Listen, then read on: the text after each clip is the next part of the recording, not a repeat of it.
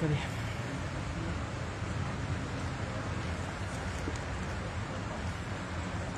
بسم الله.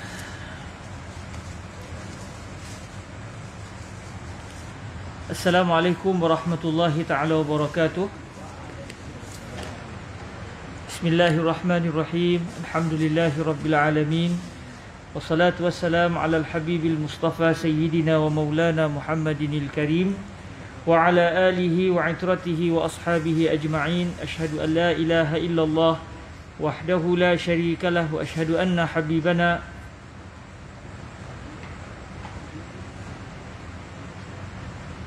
وأشهد أن سيدنا وحبيبنا ومولانا محمدا عبده ورسوله وصفيه من خلقه وحبيبه، أدى الأمانة وبلغ الرسالة ونصح الأمة وكشف الله به الغمة. اللهم صل وسلم وزد وبارك على الحبيب المصطفى سيدنا ومولانا محمد رسول الله وعلى آله وعترته وأصحابه ومن والاه. أما بعد. Alhamdulillah, kita bersyukur kehadrat Allah Subhanahu Wa Taala di atas keizinan daripada Allah dapat kita bertemu lagi pada malam ini untuk sama-sama kita mempelajari kitab Safinatun Najah Fima Yajibu 'alal 'Abdi li Maulah, karangan Syekh Syekh Salim bin Abdullah Ibni Sumair Al-Hadrami yang meninggal dunia pada tahun 1271 Hijriyah. Semoga Allah Subhanahu Wa Taala memberkati beliau dan juga seluruh para ulama kita dan yang seluruh umat baginda Nabi yang beramal dengan apa yang telah didatangkan oleh baginda Nabi alaihi salatu wassalam. Alhamdulillah, pada pertemuan kali ini kita menyambung kembali apa yang telah dibicarakan semalam, iaitu masih lagi kita di muqaddimah sebelum masuk ke dalam kitab Safinatun Najah. Semalam kita telah mula berkenalan dengan Sayyiduna Al-Imam Asy-Syafi'i, atau nama asal beliau adalah Muhammad bin Idris Asy-Syafi'i.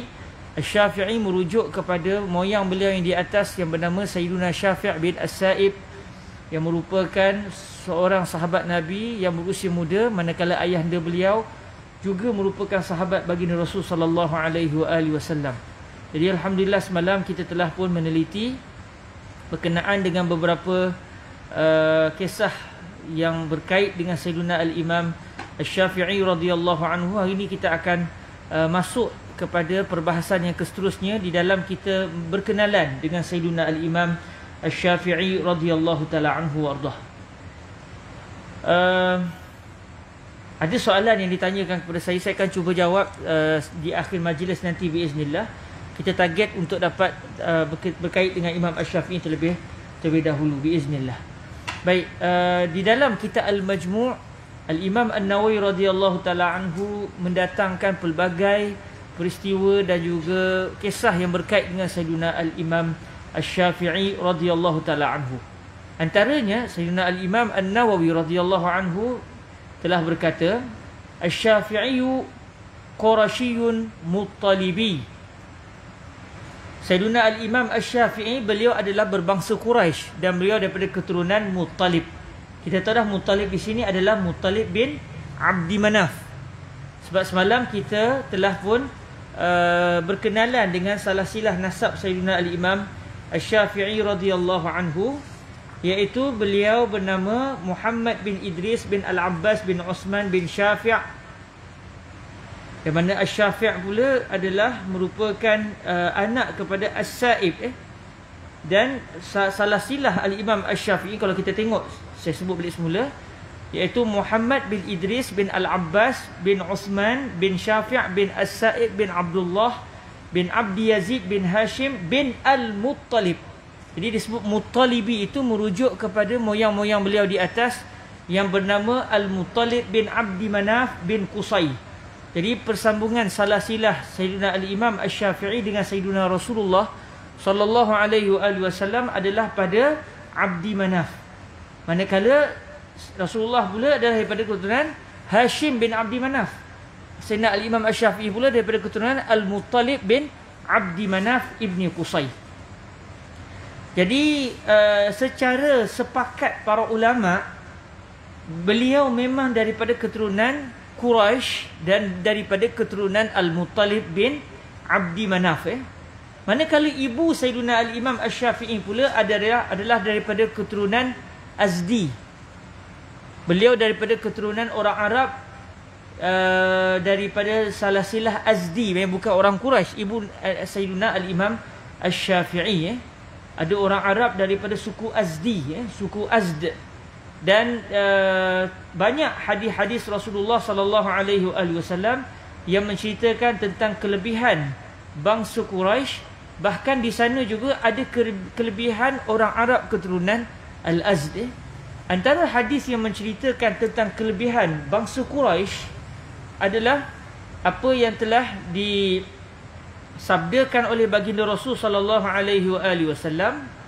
Al-Imam An-Nawawi kata dalam kitab beliau, kata beliau, wa fi sahihain an Rasulillah sallallahu alaihi wasallam al-a'immatu min Quraisy. Wa fi sahih Muslimin an Jabir radhiyallahu anhu an Rasulillah sallallahu alaihi wasallam qala an-nasu tab'un li Quraisy fil khairi wasyarr. Wa fi kitab At-Tirmizi ahaditsu fi fadailil Azd. Jadi kata Al-Imam An-Nawawi dalam Sahih Al-Bukhari dan juga Sahih Muslim, diriwayatkan ataupun Imam Al-Bukhari juga Al-Imam Muslim telah meriwayatkan daripada Rasulullah sallallahu alaihi wasallam bahawa baginda telah bersabda, al-a'immatu min Quraisy. Para imam itu adalah daripada Quraisy, daripada suku Quraisy. Al-a'immah, para imam. Imam di sini sama ada imam dari segi keagamaan ataupun imam dari sudut kenegaraan. Imam kenegaraan maknanya pemerintah lah. Maknanya sabdaan Nabi ini boleh difahami dengan maksud pemerintah tu, para pemerintah itu daripada golongan Quraisy. Sebab tu di dalam fiqh kita, fiqh mazhab Al-Imam Asy-Syafi'i, disyaratkan khalifah itu, zaman dulu ada khalifah, iaitu ketua yang menaungi seluruh umat Islam. Khalifah itu mesti secara fiqahnya mesti daripada keturunan Quraisy. Sebab Nabi SAW bersabda, al-a'immatu min Quraisy. Dan ia mula-mula dijadikan sebagai dalil bahawa pemerintah mesti daripada bangsa Quraisy ketika kewafatan baginda Nabi Muhammad SAW, apabila orang-orang Ansar berpendirian untuk mereka yang menjadi pemerintah selepas kewafatan Nabi. Manakala orang-orang Quraisy pula berpendapat orang Quraisy lah. Lalu akhirnya Sayyidina Abu Bakar radhiyallahu taala anhu telah menyatakan bahawa baginda Nabi SAW telah bersabda, al-a'immatu min Quraisy. Pemerintah adalah daripada bangsa Quraisy. Jadi daripada hadis inilah akhirnya Sayyidina Al-Imam Abu Bakar As-Siddiq radhiyallahu anhu telah menjadi pemerintah pertama selepas kewafatan baginda Nabi Muhammad sallallahu alaihi wasallam. Jadi kalau kita rujuk kembali Sahih Al-Bukhari juga Sahih Muslim, kita tak akan jumpa hadis yang berbunyi al-a'immatu min Quraisy. Walaupun Al-Imam An-Nawawi menyatakan dalam Sahih Bukhari juga Sahih Muslim, Nabi bersabda al-a'immatu min Quraisy. Sebaliknya maksud Al-Imam An-Nawawi, al-a'immatu min Quraisy yang diriwayatkan oleh Al-Imam Al-Bukhari juga Al-Imam Muslim adalah secara makna. Kerana kalau kita buka Sahih Al-Bukhari dan juga Sahih Muslim, kita tidak akan mendapati sabdaan Nabi yang diriwayatkan oleh Al-Imam Al-Bukhari juga Al-Imam Muslim yang berbunyi al-a'immatu min Quraisy. Sebaliknya lafaz hadis al-a'immatu min Quraisy adalah hadis yang telah diriwayatkan oleh Al-Imam Ahmad bin Hanbal di dalam musnad beliau. Cuma dalam Sahih Bukhari, apa contoh hadis yang sama erti dengan al-a'immatu min Quraisy? Hadis yang kalau kita tengok, saya cuba cari, hadis yang diriwayatkan oleh Sayyiduna Muawiyah ibni Abi Sufyan radhiyallahu anhuma qala sami'tu Rasulullah sallallahu alaihi wa alihi wasallam yaqul inna hadzal amra fi Quraisy la yu'adihim ahadun illa kabbahu Allahu ala wajhihi ma aqamuddin. Kata Sayyiduna Al-Imam Sayyiduna Muawiyah ibni Abi Sufyan, sahabat baginda Rasul sallallahu alaihi wasallam, beliau kata, saya telah mendengar Rasulullah sallallahu alaihi wasallam bersabda, sesungguhnya urusan ini, iaitu urusan pemerintahan, ini adalah pada Quraisy, adalah berada di dalam kelompok golongan Quraisy. Tidak akan ada seorang pun yang melawan mereka, melainkan Allah akan menyembamkan mereka pada muka-muka mereka. Allah akan menyembamkan mereka pada wajah-wajah mereka. Allah akan ambil mereka dan jatuhkan mereka sehingga muka mereka yang akan tertomos di tanah. Mereka akan dimusnahkan ataupun dibinasakan oleh Allah. Kata Rasulullah, ma aqamuddin, selagi mana orang-orang Quraisy masih mendirikan agama. Jadi ini di antara hadis yang menunjukkan imam itu mesti daripada bangsa Quraisy. Dan dalam Sahih Muslim pula, hadis yang menceritakan tentang al-a'immatu min Quraisy ini adalah hadis riwayat Imam Muslim yang berbunyi, an Abdullah bin Umar radhiyallahu anhuma qala Rasulullah sallallahu alaihi wa alihi wasallam, la yazalu hadzal amra fi Quraisy ma baqiya minan nas ithnan. Akan berterusanlah urusan ini pada bangsa Quraisy selagi masih ada di kalangan manusia dua orang. Selagi masih ada dua orang yang memerlukan seorang pemerintah, seorang lagi rakyat, seorang imam, seorang makmum, maka hendaklah yang memerintah itu daripada bangsa Quraisy. Dan perbahasan ini diperbincangkan hangatlah di dalam kitab-kitab fiqh. Adakah mesti pemerintah dengan maksud khalifah yang merupakan ketua bagi seluruh umat Islam ini pada zaman satu ketika dahulu masih ada? Adakah dia mesti daripada bangsa Quraisy atau tidak? Sebab kalau kita tengok kerajaan Umayyah itu bangsa Quraisy. Kerajaan Abbasiyah juga daripada bangsa Quraisy. Kerajaan Uthmaniyah juga daripada bangsa Quraisy.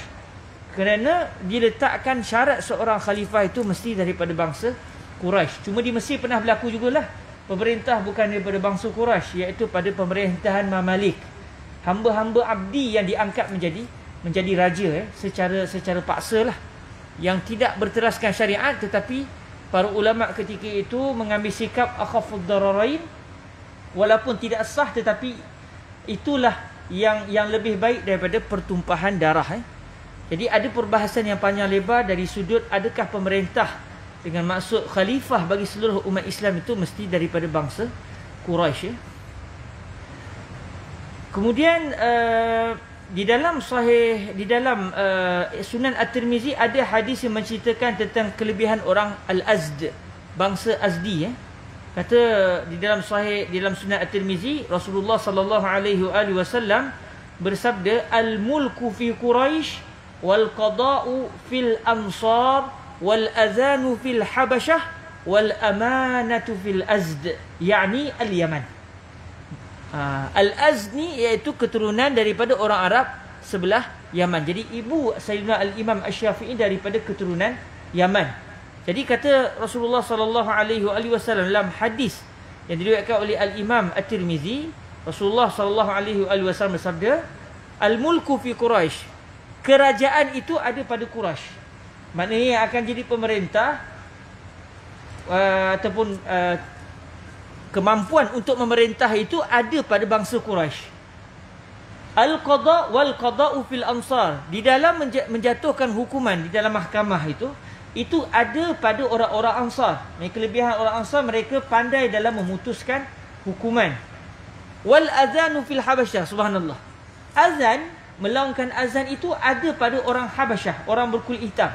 Sampai ke hari ni kalau kita tengok orang yang berkulit hitam belah-belah Nigeria, mereka kalau azan sedap suara mereka. Suara mereka lunak.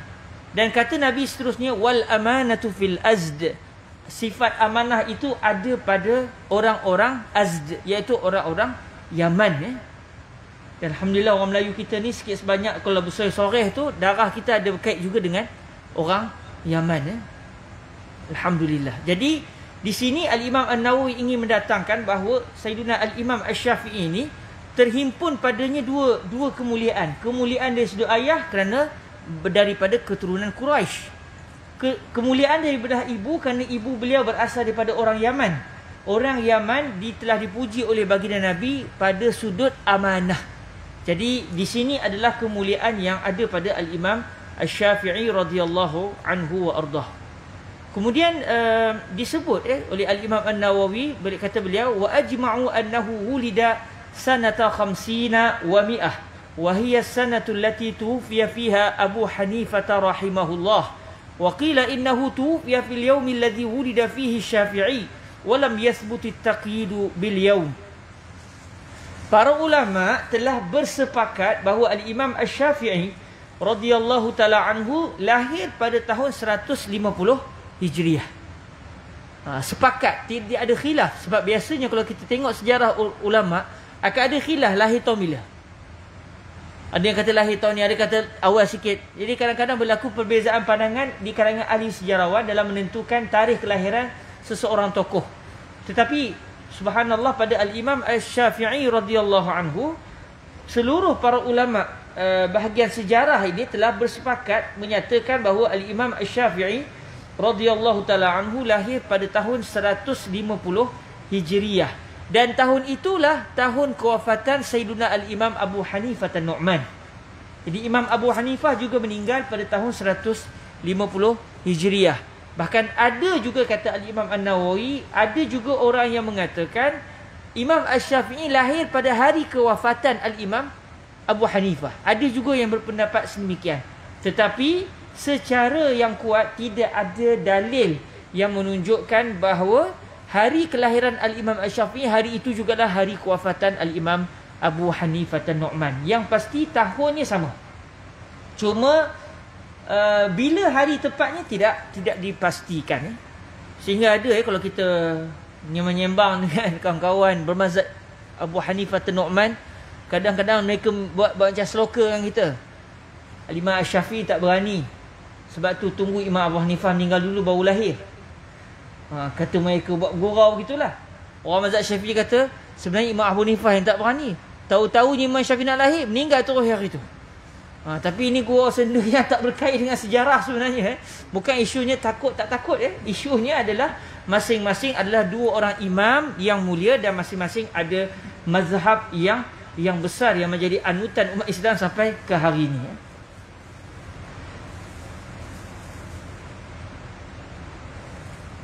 Kemudian kata Al-Imam Nawawi radhiyallahu anhu seterusnya, "Summa al-mashhur alladhi alayhi al-jumhur anna Syafi'iyya wulida bi Ghazzah wa qila bi Asqalan wa huma min al-aradi al-muqaddasah allati barakallahu fiha fa innahuma ala nahwi marhalatain min Baitul Maqdis. Summa humila ila Makkah wa huwa ibnu sanatain. وتوفي بمصر سنة 400 وهو ابن 54 سنة. Jadi Imam An-Nawawi cerita sikit.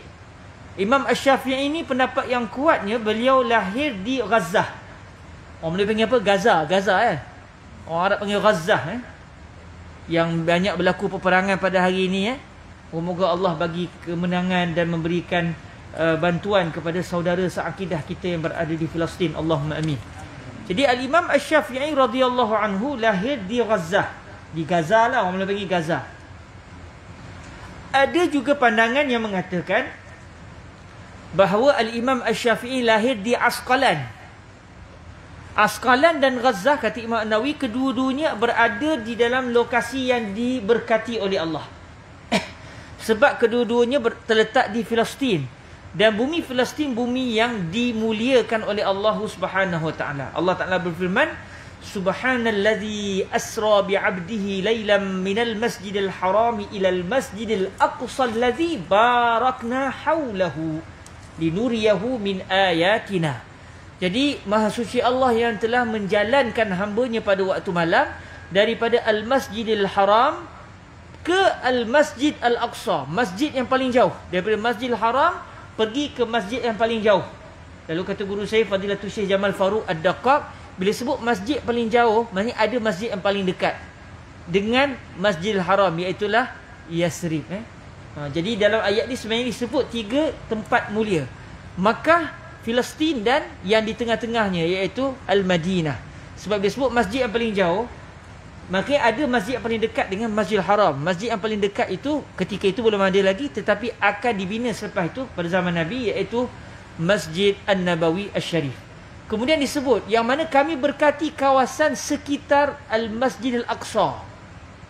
Masjid Aqsa tu seluruh kawasan sekitarnya di dalam keberkatan oleh Allah Subhanahu wa taala. Jadi sama ada Al-Imam Asy-Syafi'i lahir di Gaza atau lahir di Asqalan, kedua-dua tempat ini berada dalam lokasi tanah-tanah mulia yang diberkati oleh Allah Subhanahu wa taala. Bahkan dua tempat ini sekitar lebih kurang 2 marhalah saja di antara dua tempat ni dengan Al-Baitul Maqdis. Dekat sangat dengan Baitul Maqdis kita ada 2 marhalah.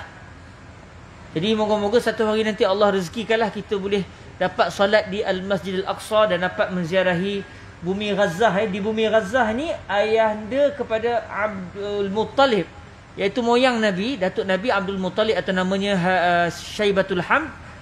Ayahanda kepada Abdul Muttalib iaitu Hashim, moyang Nabi lah. Sayyiduna Hashim ini meninggal dunia di Gazzah dan makamnya sampai ke hari ini ada di Gazzah. Moga kita direzekikan juga dapat menziarahi pusara moyang baginda Nabi di Gazzah. Lepas ni surau kena buat program lah, kembara ke bumi Al-Aqsa. Saya join sekali lah, tapi mesti free lah, takkan kena bayar kan. Okey, kita yang cadang lepas tu minta free pula kan, lebur ini Seterusnya tuan-tuan yang dirahmati Allah, disebut lagi oleh Al-Imam An-Nawawi radhiyallahu anhu, kemudian Sayyidina Al-Imam Asy-Syafi'i dalam usia 2 tahun, masih bayi, beliau sudah dikendong ataupun ditanggung ataupun didokong ke Makkah Al-Mukarramah. Keluarga beliau berpindah ke Makkah Al-Mukarramah ketika Sayyidina Al-Imam Asy-Syafi'i dalam usia 2 tahun. Dan Al-Imam Asy-Syafi'i lahir di Gazzah, membesar di Makkah Al-Mukarramah, kemudian meninggal dunia di Mesir, di Kahirah, Mesir, iaitu meninggal dunia pada tahun 204 Hijriah dalam usia 54 tahun. Jadi Imam Asy-Syafi'i usia agak muda meninggal dunia dalam usia 54 tahun meninggal dunia di Kahirah, Mesir.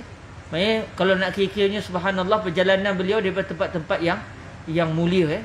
Kata murid beliau Ar-Rabi' Al-Muradi, qala Ar-Rabi' tufiya Asy-Syafi'i rahimahullahu lailatal jumu'ati ba'dal maghribi wa ana 'indahu wa dufina ba'dal 'asri yaumal jumu'ati akhir yaumin min Rajab sanata 400 wa qabruhu radhiyallahu anhu bi Misra alaihi minal jalalati wa lahu minal ihtiram ma huwa la'iqun bi mansibi dzalikal imam. Jadi kata Al-Imam Ar-Rabi', disebut Ar-Rabi', dia ada 2 orang murid Imam Asy-Syafi'i yang bernama Ar-Rabi'. Sama ada Ar-Rabi' Al-Muradi ataupun Ar-Rabi' Al-Jizi. Cuma dimasukkan di sini adalah Ar-Rabi' Al-Muradi. Kata Al-Imam Ar-Rabi', Imam Asy-Syafi'i meninggal dunia pada malam Jumaat. Bila sebut malam Jumaat, orang meninggal pada hari Jumaat atau malam Jumaat, antara janji Nabi berdasarkan satu hadis yang dhaif, orang yang meninggal pada malam Jumaat ataupun pagi Jumaat, siang Jumaat, dia tidak akan terkena fitnah kubur, ujian kubur. Fitnah kubur ni, kata guru saya Fadilatul Syekh Yusri bin Rushdi, merujuk kepada soalan di dalam kubur, seksaan kubur dan himpitan kubur. Jadi orang yang meninggal pada malam Jumaat ataupun pada siang Jumaat, mereka ini insya-Allah berdasarkan hadis dhaif ini akan selamat daripada siksaan kubur, daripada soal jawab dalam kubur, dan selamat daripada kubur itu sempit dan menghimpit jasadnya. Biiznillah, moga-moga kita juga direzekikan oleh Allah akan kurnia ini, Allahumma amin. Jadi Al-Imam Asy-Syafi'i meninggal dunia pada malam Jumaat selepas masuk maghrib. Hari Khamis asar, azan maghrib, kemudian sebelum masuk isyak, malam itulah Al-Imam Asy-Syafi'i meninggal dunia. Dalam keadaan, kata Sayyidina Al-Imam Ar-Rabi' Al-Muradi, saya ada bersama dengan beliau ketika itu. Dan kalau ikut cerita, Imam Asy-Syafi'i meninggal dunia setelah dipukul. Imam Asy-Syafi'i dipukul. Orang dengki tengok anak murid ramai. Nak kata kemasyhuran ni kadang-kadang boleh menyebabkan masalah juga. Takdir Allah Ta'ala ni begitulah. Kalau disebut dalam kitab Hasyiah Al-Bajuri, Al-Imam Al-Bajuri sebut qauluhu wa mata wa sababu mautihi annahu asabathu darbatun syadidatun famarada biha ayyaman summa mat. Imam Asy-Syafi'i ini sebab kematian beliau telah terkena pukulan yang kuat. Maksudnya beliau dipukul dengan pukulan yang sangat teruk, sehingga akhirnya selepas itu beliau sakit dan beberapa hari selepas itu beliau meninggal dunia. Dan Al-Imam Asy-Syafi'i meninggal dunia pada malam Jumaat. Maknanya ketika Sayyidina Al-Imam Ar-Rabi' Al-Muradi bersama dengan Al-Imam Asy-Syafi'i, ketika itu beliau sedang sakit, sedang sakarat untuk meninggal dunia. Meninggal pada malam Jumaat, bila dikebumikan selepas asar hari Jumaat. Dan itu merupakan hari terakhir pada bulan Rejab. Maksudnya hari kewafatan Al-Imam Asy-Syafi'i itu, hari dikebumikan itu adalah hari terakhir bulan Rejab. Ya 30 ya 29. Maknanya sama ada 29 Rejab ataupun 30 Rejab. Cuma tak pastilah, disebut hari terakhir dalam bulan Rejab tahun 204 Hijriah. Dan kubur beliau sampai ke hari ini kita ketahui berada di kawasan Kahirah. Dan Alhamdulillah, maknanya sampai ke hari inilah, kalau tuan-tuan berkesempatan pergi ke Mesir, jangan lupa untuk menziarahi pusara Sayyidina Al-Imam Asy-Syafi'i. Dan dalam kawasan pusara Al-Imam Asy-Syafi'i itu, kita juga akan menemui satu pusara seorang ulama kita yang terkenal juga, iaitu Syekhul Islam Zakaria Al-Ansari, ulama besar dalam mazhab Imam Asy-Syafi'i. Dan beliau bila dalam mazhab Syafi'i, bila disebut je qala Syekhul Islam, maknanya Syekhul Islam Zakaria Al-Ansari. Dan kalau kita teliti sanad-sanad ilmu kita, semuanya akan melalui Sayyidina Zakaria Al-Ansari.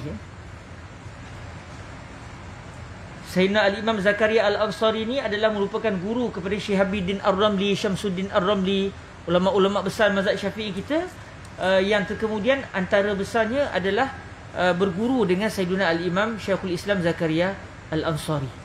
Ada satu mimpi yang disebutkan di sini, iaitu mimpi yang dilihat oleh Ar-Rabi' Al-Muradi sebelum kewafatan Sayyidina Al-Imam Asy-Syafi'i. Kata Al-Imam An-Nawawi, qala Ar-Rabi'u ra'aitu fil manami anna Adam sallallahu alaihi wasallam mat. Fasa'altu an dhalik faqil hadha mautu a'lami ahli al-ard lianna Allah ta'ala 'allama Adam al-asma'a kullaha fama kana illa yasiran famata asy-Syafi'i wa radiyallahu anhu wa ra'a ghayruhu lailata mata asy-Syafi'i qailan yaqul al-lailata mata an-nabiy sallallahu alaihi wa alihi wasallam. Al-Imam Ar-Rabi' Al-Muradi kata beliau, saya sendiri telah bermimpi. Dalam mimpi saya telah bermimpi yang Nabi Adam alaihi salam telah wafat. Memang Nabi Adam dah wafat, tapi dalam mimpi itu beliau melihat Nabi Adam telah wafat. Jadi mimpi yang agak aneh, tetapi berkait dengan seorang Nabi. Mustahil syaitan menyerupai Nabi Adam alaihi salam. Lalu ini adalah mimpi yang ada maksud yang tersirat yang ada di sebalik mimpi tersebut. Lalu Al-Imam Ar-Rabi' Al-Muradi bertanya kepada orang-orang yang pandai mentakbir mimpi akan maksud mimpi beliau. Lalu dikatakan kepada Al-Imam Ar-Rabi' Al-Muradi, mimpi itu maksudnya ini adalah kematian manusia yang paling alim di atas muka bumi hari ini. Zaman tu bila Imam Ar-Rabi' Al-Muradi bermimpi dengan mimpi Nabi Adam wafat, maka ini kata orang yang mentadbir mimpi kepada Al-Imam Ar-Rabi' Al-Muradi, ini adalah satu petanda bahawa orang yang paling alim di atas muka bumi ini akan wafat tidak lama lagi. Kerana apa?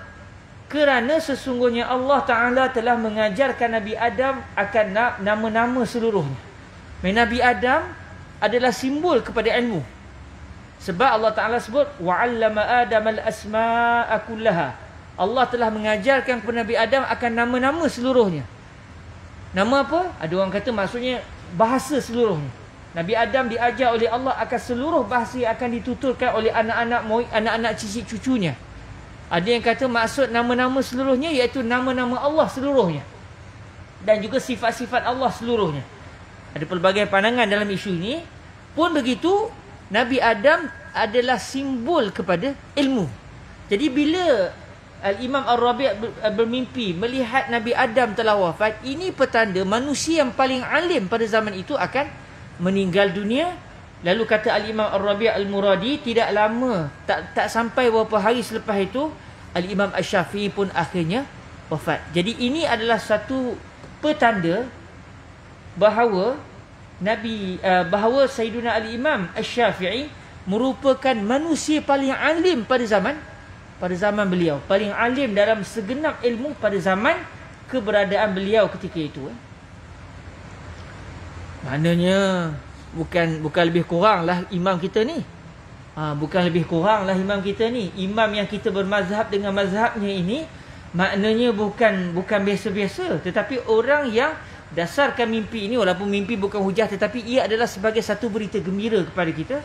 Mimpi Sayyidina Ar-Rabi' Al-Muradi yang dinukilkan oleh Al-Imam An-Nawawi dalam kitab Al-Majmu' ini menunjukkan ataupun mengisyaratkan bahawa Sayyidina Al-Imam Asy-Syafi'i radhiyallahu anhu adalah manusia paling alim yang hidup pada zaman tersebut.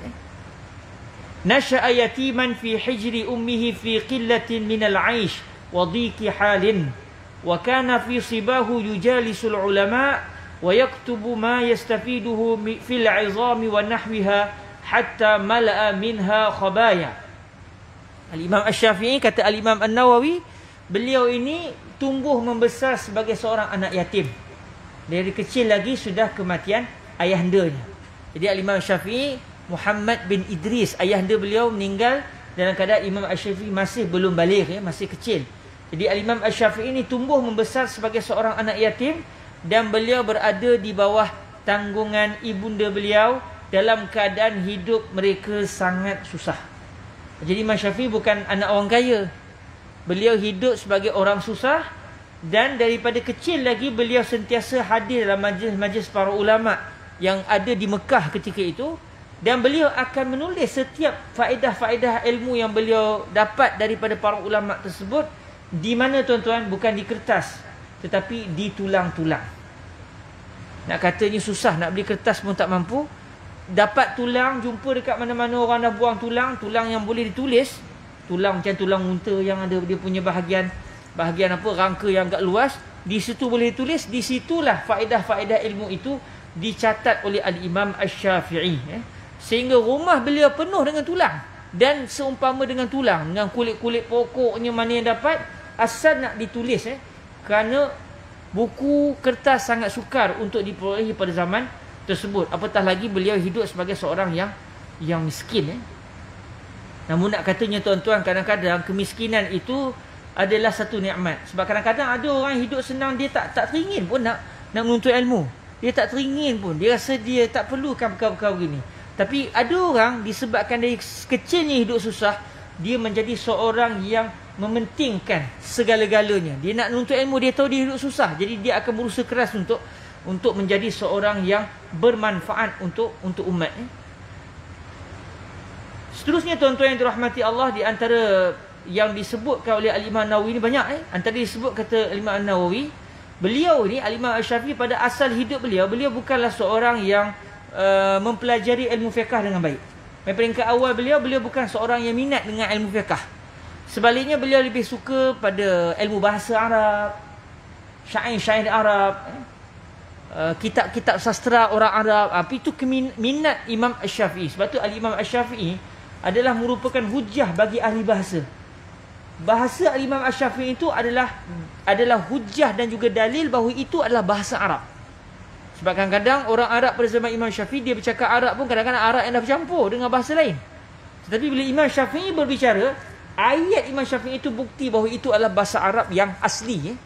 Kerana memang daripada kecil lagi beliau meminat untuk mempelajari ilmu bahasa. Namun akhirnya Allah Ta'ala mentakdirkan beliau mula meminati ilmu fiqh. Kalau disebut kisahnya di sini,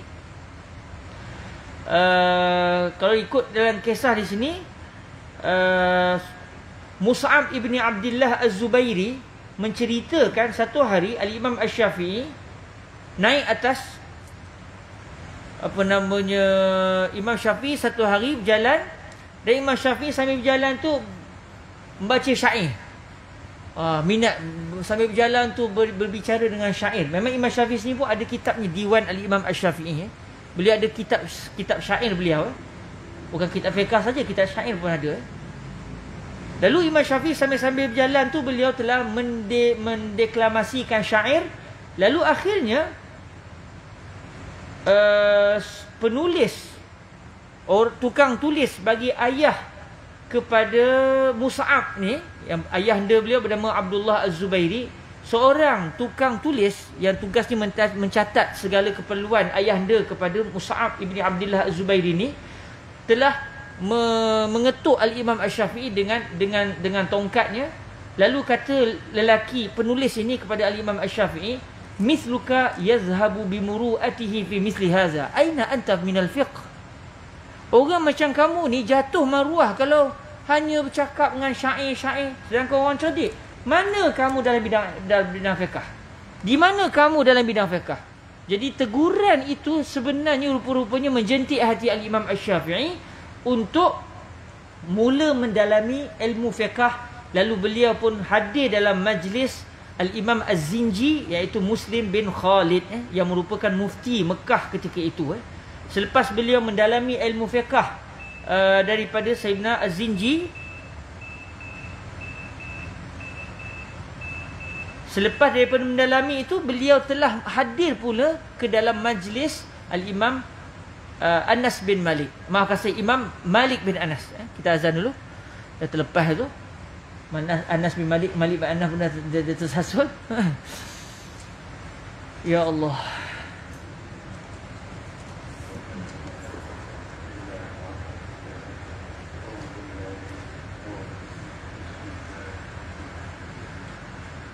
Allahu Akbar, Allahu Akbar, Allah.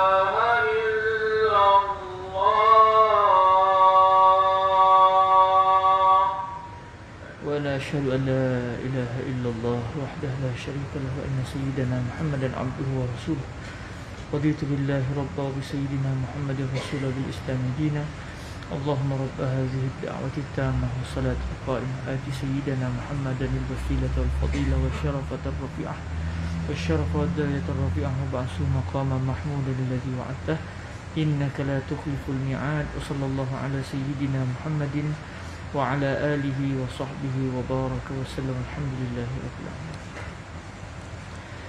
Baik, tuan-tuan yang dirahmati Allah Subhanahu wa taala,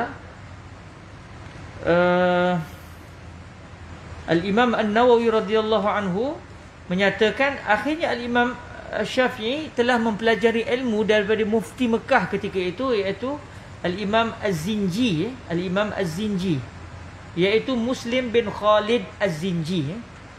Dan apabila setelah beliau menuntut ilmu fiqh daripada Al-Imam Az-Zinji, beliau akhirnya telah berkelana pergi ke Al-Madinah Al-Munawwarah kerana beliau mendapat tahu bahawa ada seorang alim di kota Madinah yang dipanggil dengan nama Sayyidina Anas, Malik bin Anas. Anas bin Malik sahabat Nabi. Malik bin Anas adalah merupakan seorang ulama besar di Madinah satu ketika dahulu, iaitu pengarang kitab Al-Muwatta', pengarang kitab Al-Muwatta'. Al-Imam Asy-Syafi'i disebabkan beliau bukan orang yang berharta, beliau pinjam kitab Al-Muwatta' untuk beliau hafaz terlebih dahulu seluruh isi kandung kitab Al-Muwatta' sebelum beliau bertolak pergi ke Al-Madinah Al-Munawwarah, supaya sebelum beliau menuntut ilmu dengan Al-Imam Malik, Al-Muwatta' semua di sini. Al-Muwatta' adalah merupakan kitab hadis, kitab hadis. Kalau kita tengok tuan-tuan yang dirahmati Allah Subhanahu Wa Taala, kitab Al-Muwatta', jap saya tengok berapa jumlah hadisnya? Nak katanya bukan hadis 40 ni. Bukan hadis 40 yang dia hafal.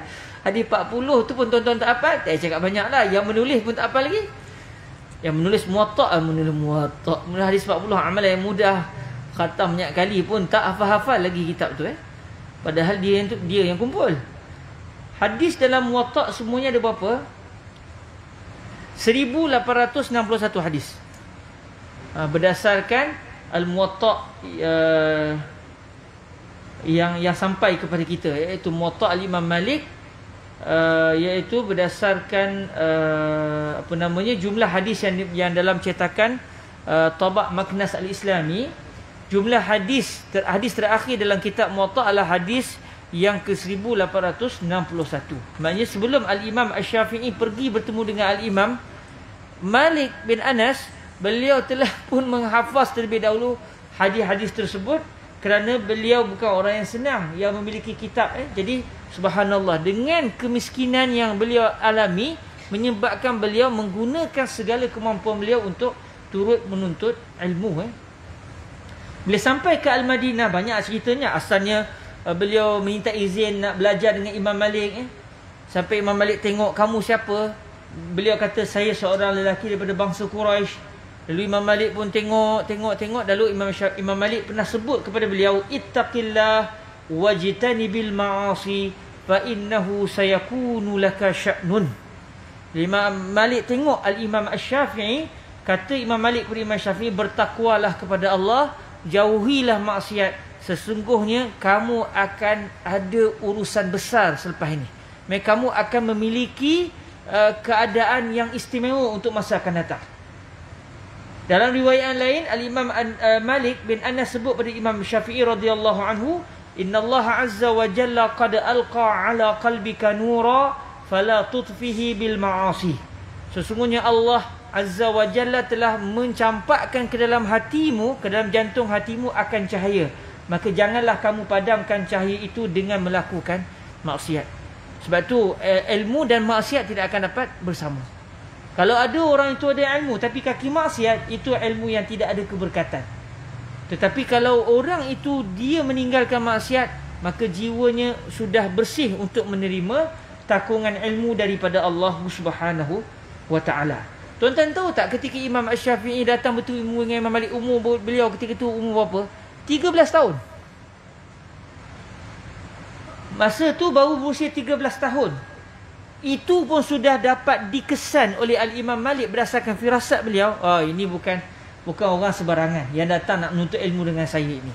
Sehingga akhirnya beliau menjadi murid yang begitu melazimi Al-Imam Malik menuntut ilmu selama beliau berada di Madinah, sampailah Al-Imam Malik bin Anas wafat dan meninggal dunia, dikebumikan di Baqi'. Barulah ketika itu Al-Imam Asy-Syafi'i sudah tidak lagi berkesempatan untuk berguru dengan Imam Malik. Selagi Imam Malik masih hidup, selagi itulah Al-Imam Asy-Syafi'i menuntut ilmu, mempelajari kitab-kitab fiqh, kitab-kitab hadis daripada Al-Imam Malik bin Anas radhiyallahu taala anhu wa ardahu. Jadi tuan-tuan yang dirahmati Allah, inilah secara mudahnya ataupun kesimpulan kasarnya berkenaan dengan Al-Imam Asy-Syafi'i radhiyallahu taala anhu.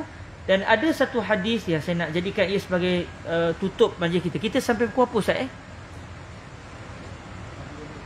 8.30. Memang 8.30 Bukan dah sampai Isyak.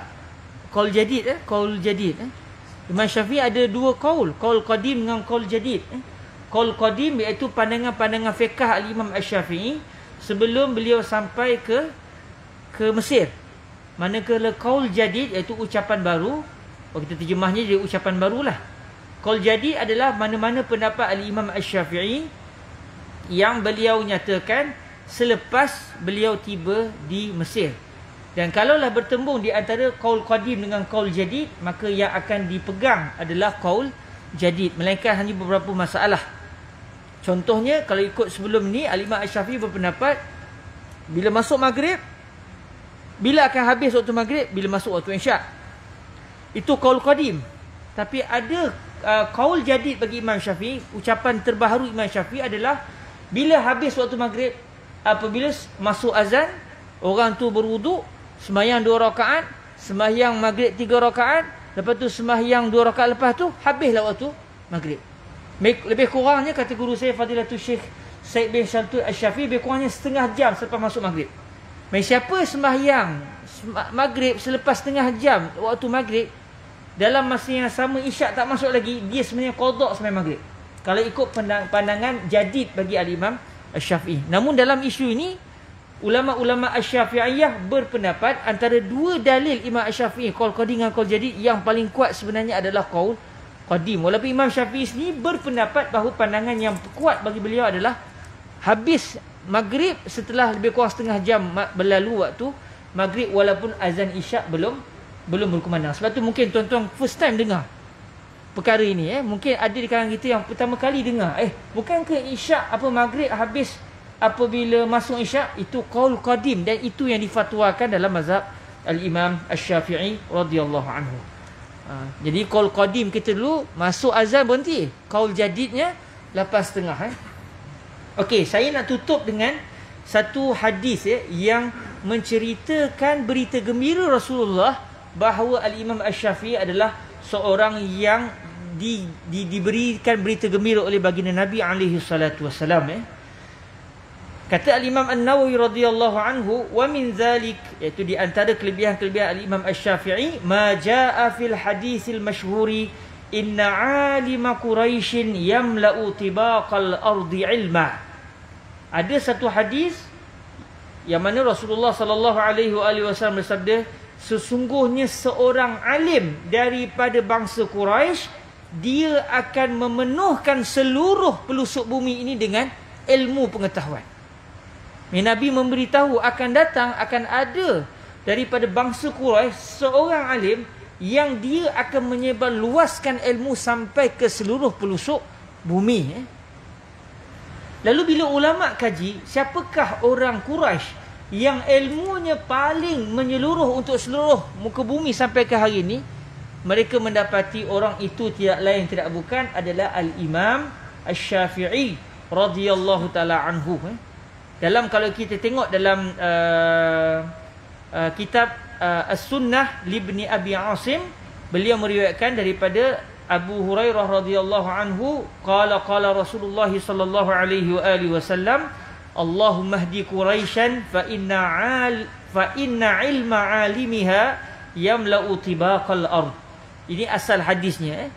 Ya Allah, berilah hidayah kepada golongan Quraisy. Nabi berdoa untuk bangsa Quraisy. Sesungguhnya ilmu seorang alim daripada keturunan Quraisy akan memenuhi pelusuk muka bumi ini. Lalu bila ulama kaji, Imam Malik bin Anas bukan daripada bangsa Quraisy. Imam Ahmad bukan bangsa Quraisy. Imam Abu Hanifah terus daripada bangsa Parsi. Lalu siapakah orang alim daripada keturunan Quraisy yang ilmunya begitu menyeluruh di atas muka bumi ini.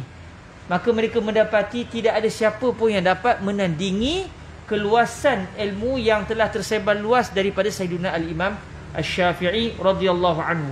Kata Al-Imam Asy-Syafi'i, kata Al-Imam An-Nawawi, wa hamalahu al-ulama'u minal mutaqaddimin wa ghairihim min ghairi ashabina 'ala Asy-Syafi'i rahimahullah, wastadallu lahu bi anna al-a'immata min as-sahabati radhiyallahu anhum alladhina hum a'lamud din lam yunqal 'an kulli wahidin minhum illa masailu ma'dudah idh kanat fatawahum maqsuratan 'ala al-waqa'i' bal kanu yanhauna 'anis su'ali 'amma lam yaqa' wa kanat himamuhum masrufatan ila qitalil kuffari li'a'la'i kalimatillah wa ila mujahadatin nufusi wal ibadah falam yatafarrahu litasnif. Wa amma man jaa ba'dahum wa sannafa min al-a'immah falam yakun fihim Quraisyun qabla Asy-Syafi'i wa lam yattasif bi hadhihi sifah ahadun qablahu wala ba'dahu. Jadi kalau kita tengok ucapan Al-Imam An-Nawawi ini, kata beliau, di kalangan para sahabat Nabi yang memang bangsa Quraisy dan memang mereka ilmu tinggi-tinggi, macam Sayyidina Abu Bakar, Umar, Sayyidina Osman, Sayyidina Ali, semua Quraisy, bangsa Quraisy. Tetapi para sahabat Nabi ketika itu, mereka ada satu sikap, kalau benda tak berlaku jangan tanya soalan. Kerana mereka sibuk untuk berperang, sibuk untuk mengembangkan Islam. Jadi tak banyak masa nak melayan soalan-soalan benda. Kalau berlaku macam ni macam mana Syekh? Dah berlaku belum? Belum. Tunggu sampai berlaku baru tanya. Tu sikap para sahabat, kerana mereka banyak lagi nak kena fikir tentang pengembangan Islam ke seluruh dunia ketika itu. Jadi mereka tidak banyak fatwa-fatwa mereka yang sampai kepada kita. Dan selepas itu pula, walaupun ada ulama-ulama yang menulis, tetapi mereka bila kita tengok balik, bukan daripada bangsa Quraisy. Tetapi setelah itu muncullah Al-Imam Asy-Syafi'i yang berbangsa Quraisy, kerana beliau daripada keturunan Al-Muttalib bin Abdi Manaf. Al-Muttalib bin Abdi Manaf, yang mana Al-Imam Asy-Syafi'i ini beliau telah menghasilkan karya, antaranya yang terkenal adalah Ar-Risalah dalam ilmu usulul fiqh. Beliau telah mengembangkan mazhab beliau, dan sampai ke hari ini, daripada zaman Imam Syafi'i sampai ke hari ini, mazhab beliau tersebar luas, sampailah boleh katanya mana-mana ceruk dunia kita pergi pun orang akan tahu tentang adanya mazhab Al-Imam Asy-Syafi'i.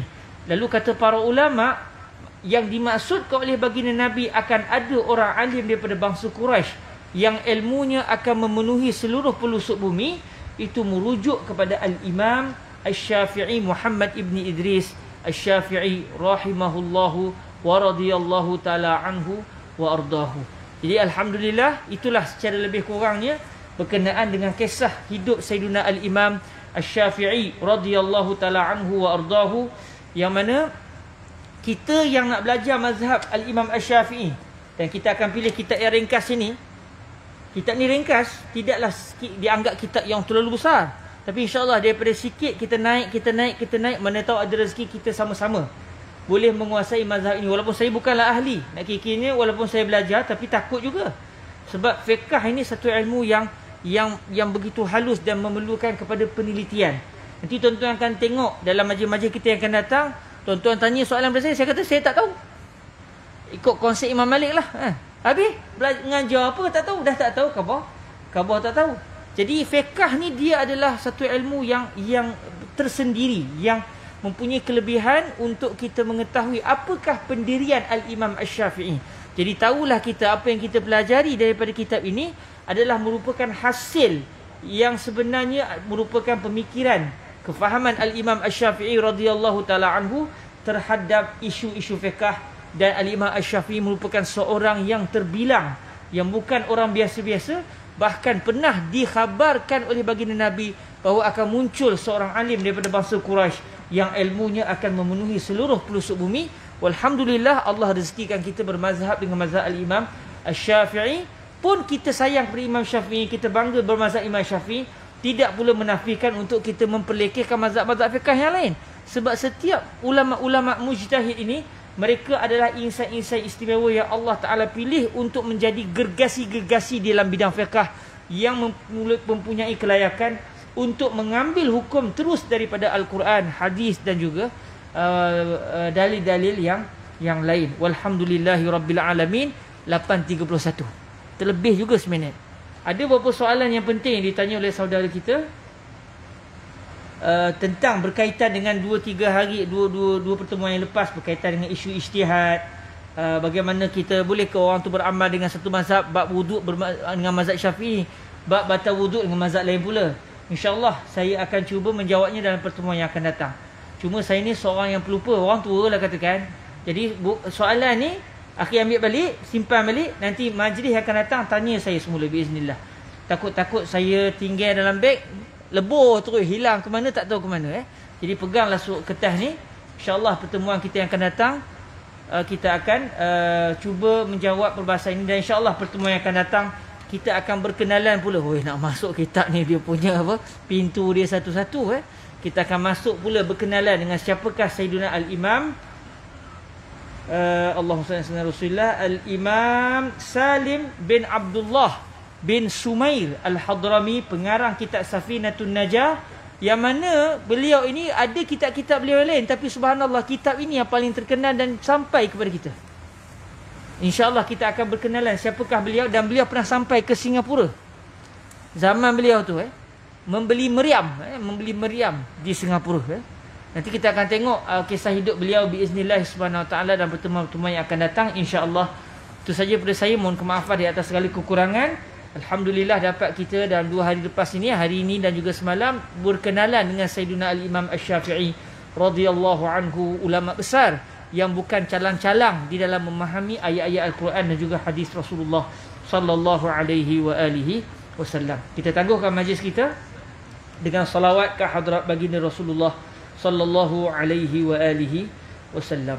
Allahumma salli afdala salatin ala as'adi makhluqatika sayyidina Muhammadin wa ala alihi wa sahbihi wa sallim adada ma'lumatika wa midada kalimatika kullama ذكرك الذاكرون وغفل عن ذكره الغافلون. اللهم صل أفضل صلاة على أسعد مخلوقاتك سيدنا محمد وعلى آله وصحبه وسلم عدد معلوماتك ومداد كلماتك كلما ذكرك الذاكرون وغفل عن ذكره الغافلون. اللهم صل أفضل صلاة على أسعد مخلوقاتك سيدنا محمد وعلى آله وصحبه وسلم عدد معلوماتك ومداد كلماتك كلما ذكرك الذاكرون وغفل عن ذكره الغافلون. سبحانك اللهم وبحمدك أشهد أن لا إله إلا أنت أستغفرك وأتوب إليك. بسم الله الرحمن الرحيم. والعصر إن الإنسان لفي خسر إلا الذين آمنوا وعملوا الصالحات وتواصوا بالحق وتواصوا بالصبر. جزاكم الله خير الجزاء. أقول قولي هذا وأستغفر الله لي ولكم. السلام عليكم ورحمة الله وبركاته.